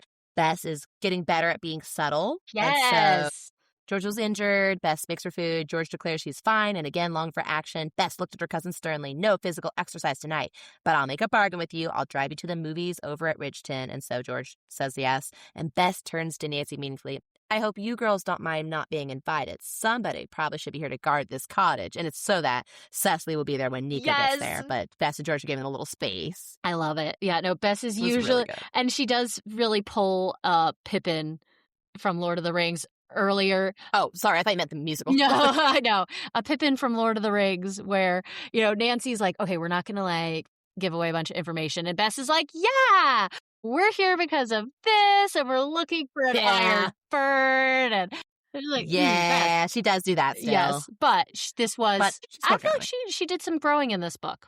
Yes, it was good. And I like that the food stuff, it was less of a teasing at her. It was more of, hey, this is what she's interested in. Yes. And she's good at it. Yes. And I have one last thing for Drew's Clues, which is, this is later in the book when we're 80% through, she's gone back to the police and she's explained all of the things like that this is also after they know that there's someone being held captive. They, Ned threw the rock got thrown back. So she goes back to the police. And he listens, Chief Stovall, and he's like, your evidence is pretty flimsy, Miss Drew. The young sleuth reddened but did not reply. Her blue eyes held a disapproving look, however. And finally, the chief promised that he himself would come out with one of his men and look over the lodge premises. I just love that she just stares him like the down. teacher glance? Yes. Or like the mom look? Yeah, I'm disappointed until he's finally Not okay, bad. fine. I'll come out personally and I'll look. Because I can't justify telling my men to look, but sure, since you're I so do like disappointed. how powerful her That was disapproving good. look is. She's probably worked on that. She was ready to use a weapon, not like a gun, but when she notices the canoe is sabotaged, then she gets back and she is wondering if someone's going to ambush her. So she clutches the paddle tightly and says, if anybody tries to waylay me, I'll use this as a weapon. And I don't think we've seen her plan for violence. No, definitely not. In the original ones, she has a gun. She does not anymore have a gun. In the 30s? But she used to. Yes. Well, I don't think I knew that. Yeah, so we got to go back and read one of those Yes, we things. have to. Okay, we'll definitely do that soon. Also, Nancy at the end, I got a little sad for her, actually. It's like the last little bit, they're always talking about, and then she was soon to find another mystery with, and then the title of the next book. The others are planning excitedly what they're going to do with the property and where the Iron Flamingo's going to go, and they'll rent it out, and the Flying Dutchman will come and do music in the at this dance pavilion on the old picnic grounds. While the others were planning excitedly, Nancy was wondering wistfully when another mystery would come her way. She was to find out soon upon discovering the message in the hollow oak. But it's been over for 30 seconds and she's already sad. Yes, she is not happy unless she has a mystery to solve. It's not, I solved it. It's, I want to be solving it, which I like. I mean, it's sad, but I love that she's not like, I need to find the answer. It's more, we talk about this, with teaching of it's not about, I want you to turn in an essay, so it might as well be ChatGPT. It's, I want you to be a part of learning how you write and what your writing style is and how you persuade someone of something. And that's where Nancy's at. She's like, I don't really care too much about the conclusion. I like working toward it. Yes. I don't know. That was cool. Sad, but cool. Sleuthing skills. These are the skills that you, the listener, need to become your own girl detective. Regardless of who you are, you will become a girl detective when you learn these skills. Yes. And honestly, we should all strive for this. You have to know about hot springs and how to know they're nearby based on the meteorological phenomena. If there's a heavy mist shrouding the lake, unusually heavy vapor, you have to know that means there's hot springs. Nancy knows this immediately. She's like, oh gosh, it's really foggy around here and it shouldn't be. Hot springs. And then later she finds a warm swamp. She's like, yep, it's those hot springs I found them. Yep. So what do you have? I have 2 things that you need to be willing to do for your sleuthing skills. You need to be willing to slosh through the mud, slosh through the swamp, slosh in your sinking canoe. You just have to be ready for it, accepting of it, and have your 12 outfit changes ready so that you can be dry and not get trench foot. And the second thing you need to be willing to do is run after strange men that you see in the woods. Just take off after them. You don't know who they are or where they are going, but it's probably important. So just book it. Just go. Love this. Those are important skills, and slosh is such a good verb. I know, it is. You have to have a knowledge of pop culture. Normally, this is not super important to the mystery, but they're like, oh, right, we have seen him in magazines. That's Nico Van Dyke. I know him. So you have to be aware of the world around you and what other people think is interesting. Definitely. Be able to recognize that might be a minor celebrity that you've seen in a magazine. It might be. Soon to be major if he can get his ducks in a row with this record label or whatever's happening. You have to have a good knowledge of streets, especially in a place you don't live, such that you can realize you're being kidnapped and then also navigate your way separately back to where you're supposed to be. Aren't they in downtown Baltimore? Yeah, they have not been here. Nico probably has. Nancy has not. And Nancy's the one who noticed. Impressive. Yes. Nico's like, none of my business. He's probably post-show exhausted, but still. Yes, and you need to be that impressive as well. Specifically with downtown Baltimore, you can expound into other cities and maps, but this one's really important. Yes. My last one is, if you want to be a girl detective, you need a really good sense of intuition. Yes. In this mystery, there were a lot of very vague clues that did not have a lot of strong evidence. But if you are an effective girl detective, your intuition will lead you to be able to gather all the evidence right at the very last second to make sure these people go to jail. I don't know if I flagged it, but one of the Driscolls is nicer. Oh, yes. They on first meeting. They do a good cop, bad cop kind of thing. Yes, they're still both bad guys, but one of them is more gruff and unfriendly Vince. at first sight. Yes. Yes. And Carl is nicer when you talk to him, still doing all the same criminal activities, but doesn't come off immediately as a bad guy.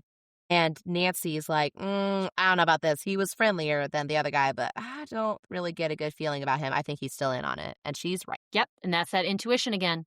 You just got to know who's the good guys, who's the bad guys, even if you haven't seen them do anything that you know about. Right. Something that Nancy is working on, she did not do it in this, and she needs to. When they are throwing the stone through the window, she would like to have a piece of paper and pencil to write a message on it, and she rummages through her handbag, and she does not have any. I'm honestly shocked. Me too. She has like burlap in her car for whatever reason, so and sad. She spent most of her packing by getting 12 different pairs of clothes, no pencils. For like a 3-day trip. Yep. Yeah. Because they don't talk about doing laundry, and I'm sure they would have. You also need to make sure you are beholden to your strong sense of manners and politeness, even when someone is actively tied and gagged. Like as you're untying, for example, Susan from where she's being kept, you need to introduce all the boys around and kind of give her a summary of what's going on. Even though time is extremely of the essence, it would be so rude if she didn't know the names of her rescuers. True. Correct. This reminds me of when she needed to introduce people, but she didn't she needed to introduce her comrades to people, but she didn't feel like it would be great for the person listening. I think this is in the Twisted Candles, to know everyone's name. So she just kind of slurred the last name a little bit so that she didn't hear it clearly. Or don't introduce yourself. Just don't say anything. Don't do it. And of course, helping others put on a good show in an acting regard. We've talked about this before, but Carl keeps patrolling the beach.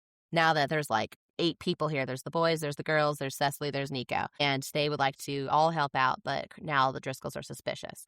And so they all go pretend to hang out on the beach so that they can spy later. But Carl keeps pacing back and forth and is clearly on a watch. And so Nancy's to help outwait him, she suggested that they all join in singing and laughing. And then the boys would say in loud voices, "Good night. See you in the morning." And instead of leaving, they were to take up a watch among the trees near the beach and let them know when Carl goes away. And it works. I love it. Excellent. So these skills, once you put them in your toolbox, you will be a wonderful girl detective. Accidentally gay. In this segment, we talk about the words, phrases, and vibes that are given off by the characters and narration in these books that probably were not intended to come off as queer in any way, but from a modern lens, they for sure do. So my first one that I have, we have pretty much just, not just us headcanon, but quite a lot of, I think, the Nancy Drew community reads George as a lesbian. And so yes, one of the things that I noticed was when they first introduced themselves to Cecily officially at the cabin after they had saved her. They get her all settled. Cecily's like, actually, you know what? I would love for you guys to stay here because it is kind of creepy. And Nancy's like, I'm in. Bess, George. Bess is like, well, I'm too intrigued to leave now. And George says, I think, Cecily, that you and Nancy need a strong athletic person around to help keep guard. Maybe I can fit the bill. Yeah. I just love her. I love Butch George. I love Butch She's George. so helpful. She's ready to protect everybody, and she knows her strengths, literally. Perfect. When we first see George and she hops in the front seat, the first thing she does, she's vigorously swinging her suitcase, tossing it in the rear seat. She is not ladylike in any way. She's like, nope, I got this big old thing. It's going in the back. I'm hopping in front. Let's go. It's not necessarily, gay, but it's very, not ladylike, and so that just automatically reads as gay. And that's also the same thing with George offering to be the strong bodyguard. Oh yeah. Not necessarily a gay thing, but definitely But it comes off as very butch and very she gives off a masculine vibe, yes. and she loves that she about does herself. too. She leans into her her boy name, her short hair, it's awesome. It's unusual for this time period. Yes, and she seems to just be very confident in who she is. She likes who she is. Yes. Like, I imagine a lot of people reading these books had a little Ring of Keys moment of like, okay. And that's one of the best friends. We like this? Okay. All right, just tucking that away for later. This is not about George. This is just Bess being a little weird. I love her. This is to Cecily in chapter 2, who's very reticent. She doesn't want to talk to them. Bess said, maybe my friend Nancy Drew can help you in a special way. She's a detective. Like, girl, phrase it different. Eyebrow raise. Yeah, no, you just met her. She doesn't like you. I don't think this will help. Yes, definitely. Only other one I wrote was on page 119. It's when they are going to the theater. So it's the 7 of them. So everyone that we listed before except Nico, because Nico's about to perform. Yes, because he's going to be on stage. Yep. And so they all meet up to go get, and it says, amid much gaiety, the 7 dined at a restaurant where the boys were told of the mysteries Nancy was trying to solve. They had a big gay lunch, and I'm happy for their big gay lunch. Yes. That's nice. Maybe a drag brunch. That's so fun. I love that. Miscellaneous mysteries. Any miscellaneous mysteries? So a lot of my miscellaneous mysteries we kind of already covered. Cecily, why invite people to stay with you and then not talk to them? She does eventually. Yeah. But I wrote that down early on when she's like, oh my gosh, please stay with me. And then she's like, I gotta go to bed. Bye. Okay. I put down that she keeps changing the subject really suspiciously, and then it turned out she was not even being suspicious. Like, it just came off real weird. Why does Carl confess every single thing he's done? Oh my gosh. Yes. To his friend? In a whining voice, Carl tried to defend himself. I found this place for us, didn't I? When we discovered it was empty and we couldn't collect any reward for those kids, I rented it for our record factory. Wasn't I the one that set up that sound movie of the Phantom launch to scare off those summer residents and that Winch fellow? And I was watching, but he just goes on and on about everything he did because he's like, no, he's not getting enough credit. I wish they had a recording device. Yes. He lists every single crime he's ever done. Like, Raskin should know that. He was there for most of it, too. Exactly. George, why do you know so much about intruders such that you can nod sagely about when the place gets ransacked and they weren't really searching for anything? Nothing's missing. George nods and goes, some intruders are like that. They get so angry if they can't find what they're looking for. They'll tear a place to pieces. What? She says with such authority. Were they authority. looking for the locket? Yeah, exactly. Like, why do you know this? From all of her mystery solving, she's learned a thing or two. I guess, but Nancy doesn't bring this up. Oh, the very first page, Carson brings up Misty Lake and the cabin. Nancy's blue eyes sparkled. The 18-year-old girl had already solved many mysteries for her father, and at once was eager to take on a new one. She solves them for herself. Correct. Why did you say it like this? That's my mystery. What does the author think inquisitive means? The proprietor, Mr. Joplin, was an inquisitive man. You're newcomers around here, period, he said. Not what inquisition is, not what inquiries are. That's not a question. That is a statement, and he is correct. Are you new around here would be a good example of that. Or where'd you guys just come in from? You're not from around here. Exactly. You are new here. Wow. Period. Declared what a statement. An inquisitive he said man. Inquisitively. Okay, sure. Great. Incredible. Gumshoe Game Show. In this segment, Colleen asks me, Megan, 5 questions related to a completely insignificant detail from the text that we just read. All right. Are you ready for the Gumshoe Game Show? I am. What are you playing for today? The Broken Locket that has been reformed.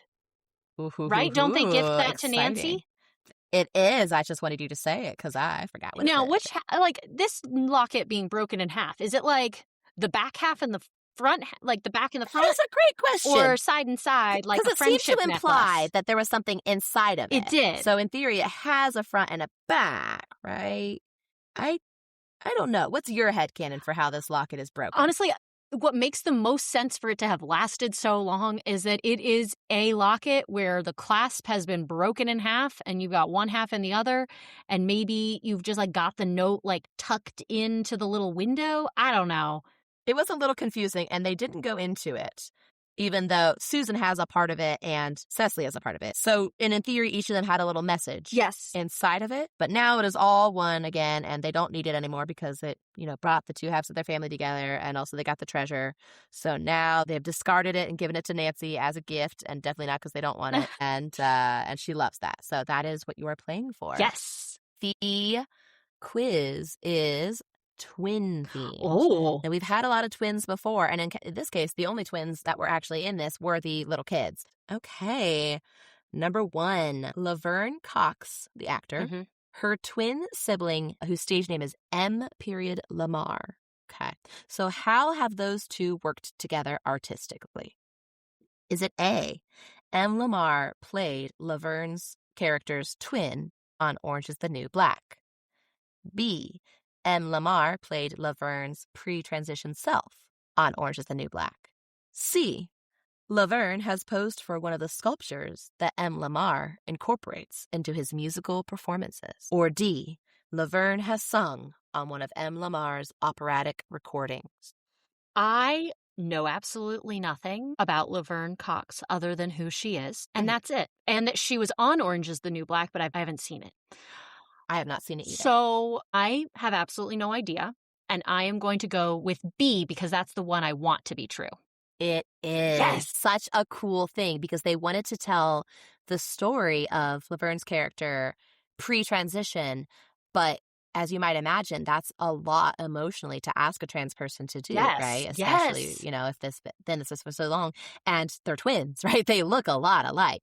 So it is a very, very cool, I'm told, I haven't seen it, but I think it's a very cool artistic choice. The rest are very possible, though, because M. Lamar is an operatic countertenor, and he is a pianist as well, and his work incorporates film, sculpture, installation, and performance all together, which I think is pretty cool. That's awesome. Yeah. All right. So you're 1 for 1. Very, very good. Woohoo. Number 2. What are the Winklevoss brothers known for? They are twin brothers as well. Is it A, their Olympic level skill at men's pair rowing? B, creating Connect You, the idea of which they claim Mark Zuckerberg stole to make Facebook? C, their Olympic level skill at the parallel bars? Or D, saying Da Vinci on TikTok and then changing all of their social media names to the Da Vinci brothers or similar? It's the Da Vinci. Instead of Da Vinci. It's the Da Vinci brothers, right? It's D.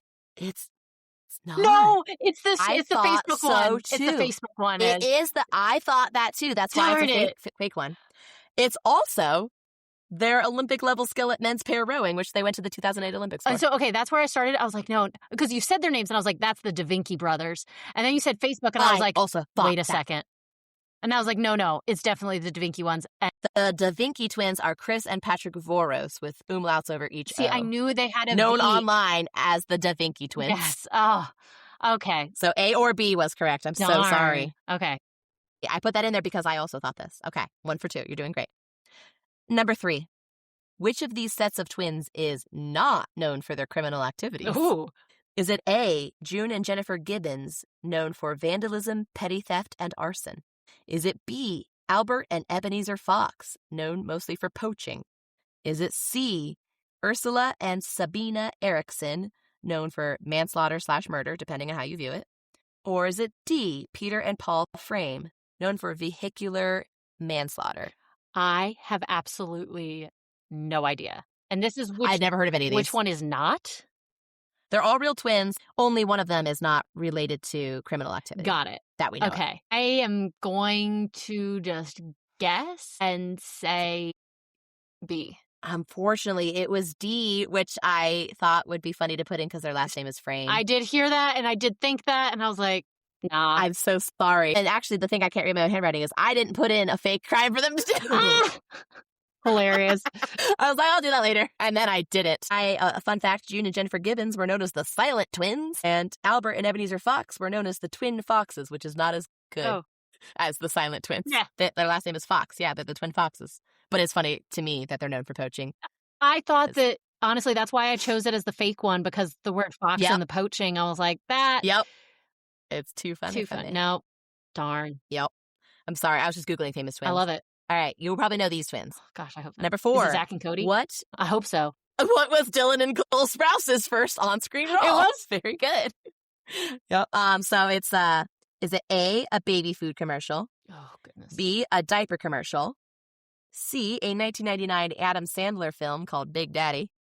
Or D, a 1999 Charlize Theron, is that how you say it? I think so. Thriller known as The Astronaut's Wife. I know that they were in Big Daddy. I don't know if that's their first role. I'm going to say that one, though, because I know for a fact that one is a role that they had, and the other ones I'm not sure about. Correct. I would have accepted B or C. Their first thing was diaper commercial, but their first big role was Big Daddy. So I put correct answer next to B and C. They also were in The Astronaut's Wife. Okay. The only fake thing that they weren't in was baby food commercial, as far as I know. I actually didn't check, but that wasn't on there. That was the one you made up, page. But it might be right as well. But who knows? Correct. You never know. Because it's the reason you use twins in commercials, of course, is you can use more screen time and it looks like the same baby. But child labor laws, you know this already. You can explain it better than me. Oh, yeah. Child labor laws, they can only be asked to act for so long. That's why. But if you have twins. I hope Mary-Kate and Ashley's the next one. Number 5. Which of these is not a title from the series of musical mystery videos known as The Adventures of Mary-Kate and Ashley? Okay. I still might get it wrong. Yeah, I still might get it wrong. Okay. No, that's so fair. I just love the concept series of musical mystery videos. No one else has ever done that. Okay. Which one is not from that series? Is it A, The Case of Thorn Mansion, B, The Case of the Shark Encounter, C, The Case of the United States Navy Adventure, or D, The Case of the Hawaiian Beach Party? They all sound so Mary-Kate and Ashley. They really do. They don't sound like necessarily good films. Pretty sure the Thorn Manor one is correct. I think that's the very first one that I remember having. I think we owned that one where one of them gets stuck. I think it's Ashley gets stuck in some honey, in a library. Okay. And it turns out the mystery is all these spooky noises and buzzing sounds. Ooh. It's a beekeeper. All the scary things are the bee. And I think that's the right it's title. The Magic School Bus where they're haunted in this manner, but it's the sound episode. Yeah, I love that episode. Yeah. It's good. Okay, so the Hawaiian Beach Party mystery sounds right, and I'm gonna keep that as a probably correct. The third one was was the second one the U.S. Navy Adventure? Yeah, so you've eliminated A as an option, so you have B, The Case of the Shark Encounter, C, The Case of the United States Navy Adventure, or D, The Case of the Hawaiian Beach Party. I kind of want to say C. Only because I feel like if Mary-Kate and Ashley had a Navy adventure, somebody in my life would have gotten that for me because of my love of Mary-Kate and Ashley and my dad being in the Navy. That does make sense. That is my final answer, but it might not be right. Because I could also totally see that being a thing that I just didn't get. Okay. Want to lock in? Yeah. I'm so sorry. Darn. The Hawaiian Beach Party was part of the You're Invited series. I was so mean. That was really because mean. I know you know Mary. That was really mean. I know. I'm sorry. And the thing is, I do mix up a lot of because we had both.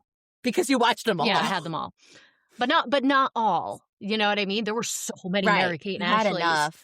But I had a. But that's what I'm you have more knowledge than me because I only read them. I think I only watched the one we've talked about before with the Time Warp Party. I love that one. But that one's so good. It's such a good one. But that was the only one because my mom was like, they can't sing. We're not watching more. So there is a U.S. Navy adventure that no one ever gave me. This is so upsetting. I'm so sorry, but it is very funny to me. So I guess that means that you get the broken locket. I do. The repaired broken locket.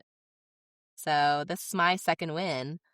So what I've learned is I need to be meaner. If you want to win, yeah, you do. Exactly. Unless I won for number 10. I didn't write down number 10 yet, but I think you won that Can one. I tell you? I think I won that one too. Yes. Can I tell you a fun fact about twins? Just because I was thinking about things that you like that I like. Buffy the Vampire Slayer, the guy who plays Xander, Nicholas Brendan, he has an identical twin brother who is in Buffy a bunch. Because there are not like a bunch, but there are so many different, there's the episode where Xander splits into his... He splits in half. That's him and his identical twin brother. So it's not just really good camera work. That is just there's two Xanders. That's so helpful. That must make filming so much easier because they have a lot of random stuff to do on these where it's it's a Buffy bot. Now you got to act different and whatever. So this just makes it easier. And there's probably... There's got to be quite a few where he has a doppelganger, right? Just because there's 7 freaking seasons. Exactly. So any of the time there's a doppelganger, that's his twin brother. That's so funny, actually. I am happy to have won some jewelry that was broken and is not anymore, but with my luck will break again. I think the last thing I also won a signet ring with a D in it, so I'm just swimming in 2 jewelries. 2 jewelries. I've got all the rest of them. 2 jewelries. They're not all jewelry, but a lot of them are. A lot of them are jewelry, but that's what women like, is my understanding.